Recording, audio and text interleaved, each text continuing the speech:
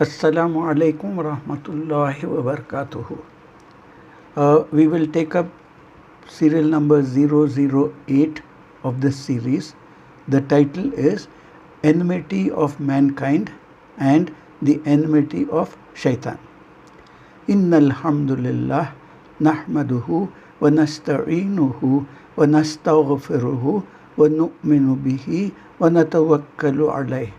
ونعوذ بالله من شرور أنفسنا ومن سيئات أعمالنا من يهده الله فلا مضل له ومن يضلله فلا هادي له ونشهد أن لا إله إلا الله وحده لا شريك له ونشهد أن محمدا عبده ورسوله. Now there are two things which we should clearly understand. When a mankind becomes an enemy to a mankind, it's quite different when the shaitan becomes enemy to us. When a mankind becomes an enemy to us, it is only because of the shaitan influencing him or her to become an enemy of others. Keep in mind, they are not the shaitan themselves, but unfortunately they have been influenced by the shaitan, and one of the reasons being that they may have weak iman. When it comes to mankind who is our enemy, what should be our default behavior? How should we treat them? What is the approach that we should have towards them? When they show hatred and animosity towards us, we should act with forgiveness. We should be kind to them. Show forgiveness. Don't hold them accountable for their behavior in whatever way you respond. Deal with such people with gentleness and kindness.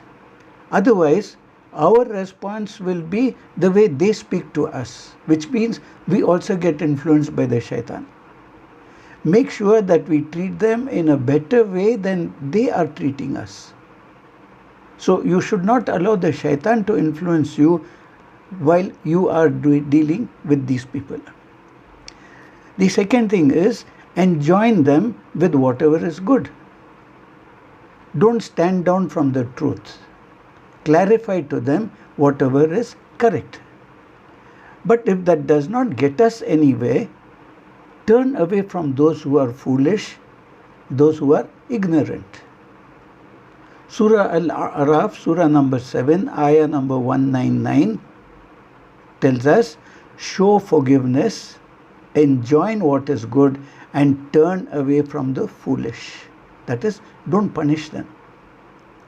And repel evil with what is better. This is in Surah Al-Mu'minun, Surah number 23, Ayah number 26. Repel evil with that which is better. Allah says, we are best acquainted with the things that they utter. So here Allah subhanahu wa ta'ala says, repel evil with that which is better. They expect you to react in the same way as they are doing. Instead of that, talk something better to them. Sometimes this may make them more angry. You understand? This may make them more angry. It has happened in many cases. But understand that Allah is best aware with what they say.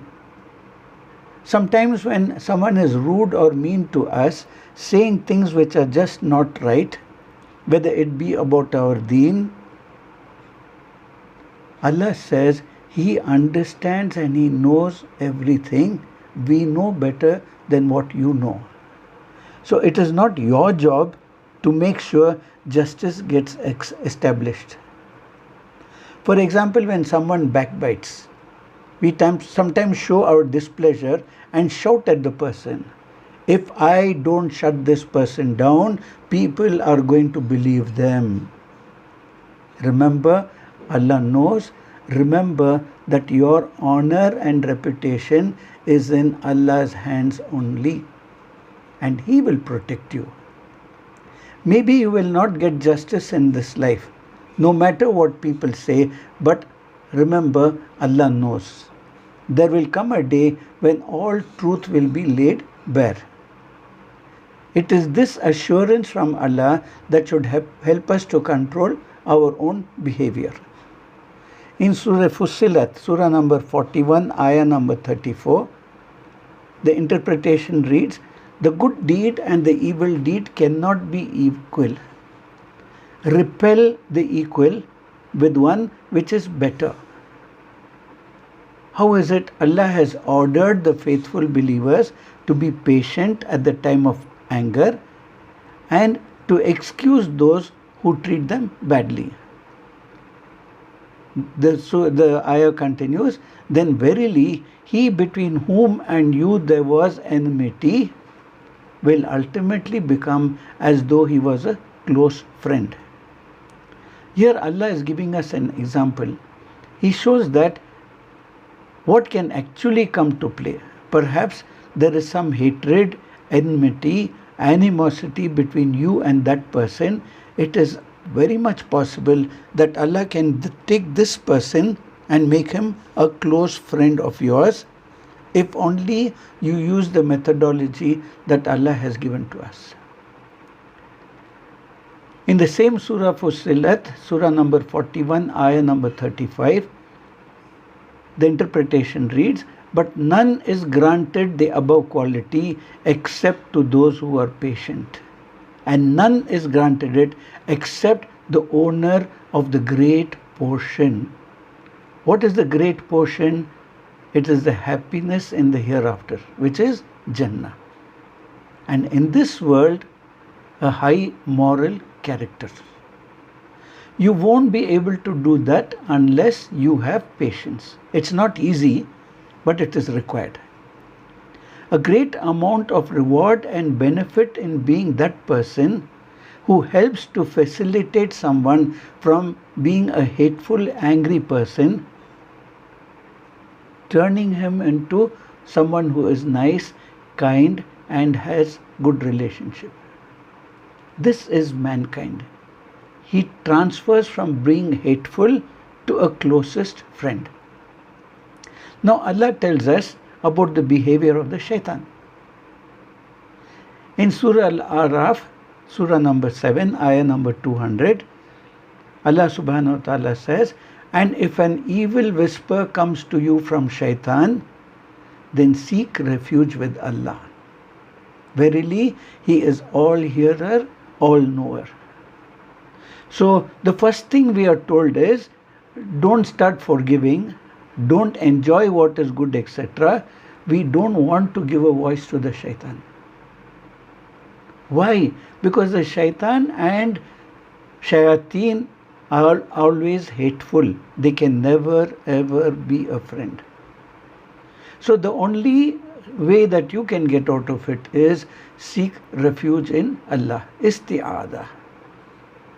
If you are in a bad situation, you get angry, you're jealous, whatever way the shaitan is attacking you, if you don't know how to respond to that, immediately seek refuge in Allah. And reassure yourself that Allah knows everything. At that time, the shaitan and his army keep working very hard. They keep whispering things such as, "How dare they say this? How dare they do that?" And this very attitude will trigger us to respond in a wrong manner, and we may even start yelling. A person who is calm, not given to anger, could suddenly start yelling and getting angry because he falls a victim to the whispers of the shaitan building up inside him to such an extent that he bursts out. In the Quran, and the Allah Ta'ala says, "And say, my Rabb, I seek refuge from the whisperings of the shaitan. Inni Rabbi inni a'udhu bika min hamazati shayateen." One way to control is to cut off those thoughts before they turn into action. How do you do that? A'udhu billahi minash shaitanir rajim. Okay, now let us try to find out from the resources that we have the physical description and the appearance of shaitan. We have already mentioned earlier that we cannot see the shaitan in his original form. If the shaitan takes on a different form, yes, you may be able to see him in the form that he has taken. Are there exceptions?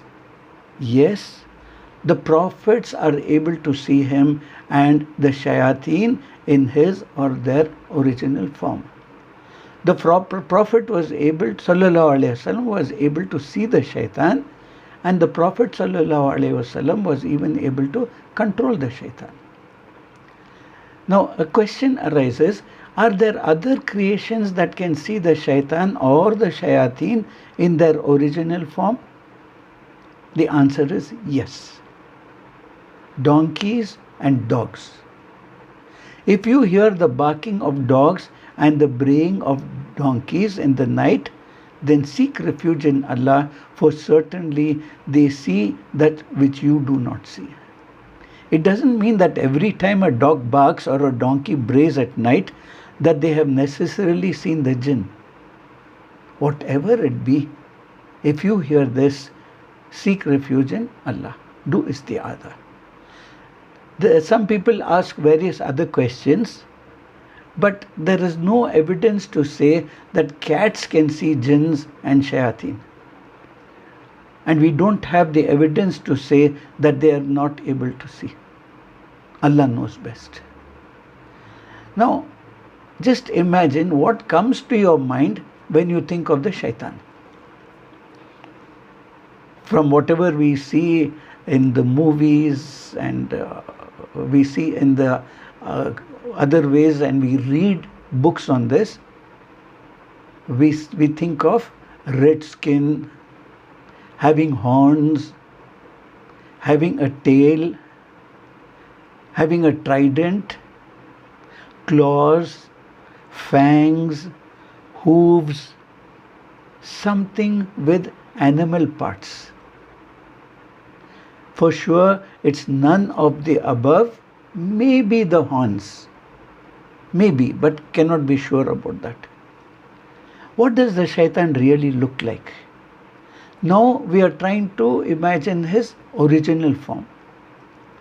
He is horrifyingly ugly. He is extremely scary. From where do we get this? Surah As-Saffat, Surah number 37, Ayah number 65. The shoots of its fruit stalks are like the heads of shayateen. Which are those fruits? The fruit is zakhum. Az-zakhum, the fruits which are thorny plants, fruits of the very thorny plants. No other evidence is available, and understand that these are matters of the unseen. But why can't we see shaitan? And why we haven't been given a clear description of him? He is so horrifically looking that psychologically it would scare us. It would very deeply affect us, and we would not be able to function at all. So imagine if we were to see something so out of the world and ugly. Alhamdulillah, it is Allah's mercy that we cannot see the jinn and shayateen. It is Allah's wisdom that He does not reveal this to us. Now, we go to one more topic, which is the difference between the whispers of the shaitan and the whispers within our own selves. When you refer to something as ourself, myself, yourself, we are talking of the self. In Arabic, this self is called as nafs. Understand that the soul of the individual, when it enters the body of the individual, it becomes a nafs. When it is out of the body of the individual, it is called as a ruh, which is a soul, but once it enters the body, it becomes a nafs. Now, this nafs or self is divided into three categories. The first category is nafsul ammara bisu. This is a type of self that encourages one to do evil. The next is nafsul lawwama. It is the type of the self which keeps questioning itself. Why should I do this? Why can't it be like this? Why can't it be like that? Can I not improve? It starts questioning itself. The third type of soul is called the nafsul mutma'inna. That is the soul which is satisfied. Briefly, we will go through the three of them. Now, with reference to the Quran, nafsul ammara bisu is that self which encourages one to do evil, to do something bad. When a bad desire, a bad thought, or a bad inclination comes from within ourselves, which has nothing to do with the whisperings of the shaitan. It is initiated by the self. Surah Yusuf, Surah number 12, Ayah number 53. I free not myself from the blame. Verily, the human self is inclined to evil, except when my Rabb bestows his mercy upon him whomever he wills. Verily, my Rabb is oft forgiving, most merciful. So, this is my own fault. You can't blame anybody for this. It can happen before, during, and after the sin. Now let us see.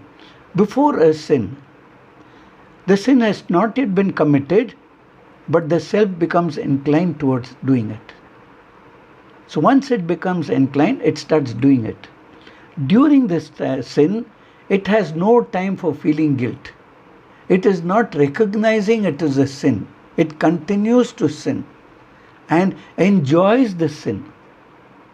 The self says, continue doing it. It's good. Continue doing it. After the sin is done, they want to return back to the sin. The question of seeking forgiveness of Allah, doing tawbah, regretting does not arise. They want to return to the sin. This is what is called as the nafsul ammara. Now the next is nafsul lawwama. It is self-reproaching. It is good. It wakes up the guilty part in ourselves. When we have evil thoughts or bad thoughts, Surah Qiyamah, Surah number 75, Ayah number 2, and I swear by the reproaching soul to the certainty that there will be a resurrection. So what happens here? There becomes a positive regret which drives the self back to Allah, seeks Allah's forgiveness and repents. The negative regret we feel so bad that it pushes us to such an extent that it makes us give up hope. Now here, before a sin is done, this type of self keeps thinking about the sin. It starts feeling guilty, and chances are it can stop. While the sin is being done, a sort of a feeling comes to the self. The self does not want to continue the sin, it wants to stop it. After the sin, it feels guilty, it seeks Allah's forgiveness, and it repents. It does tawbah. The last type of self, nafsul mutma'inna, the satisfied self, is the best. It is happy and satisfied.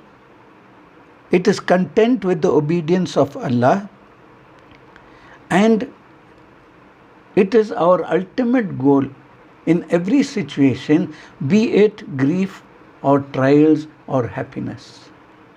Surah Al-Fajr, Surah number 89, Ayah number 27 to 30 reads, to the righteous it will be said, O reassured soul, return to your Rabb, well pleased and pleasing to him, and enter among my righteous servants and enter my paradise. Ya ayyuhal nafsul mutmainni irji'i ila rabbiki radiyatan mardiyah fadkhuli fi ibadi wadkhuli jannati.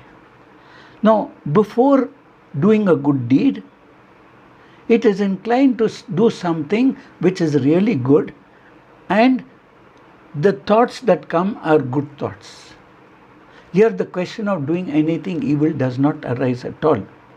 During a good deed, when it is being done, the self wants to enjoy and wants to continue doing it. After a good deed, they feel content and they want to keep repeating the good deed. In all these three cases, we are talking to ourselves. Inshallah, we'll continue on this in the next session. Allahumma inna nas'aluka imanam mustaqima wa fadlan da'ima wa nazar ar-rahma wa ilman nafi'ah wa akhlan kamila wa qalban munawwara wa tawfiqan ihsana وتوبة نصوحا وصبرا جميلا وأجرا عظيما ولسانا ذاكرا وبدنا صابرا ورزقا واسعا وسعيا مشكورا وذنبا مغفورا وعملا مقبولا ودعاء مستجابا وجنة الفردوس نعيما برحمتك يا أرحم الراحمين آمين يا رب العالمين. السلام عليكم ورحمة الله وبركاته.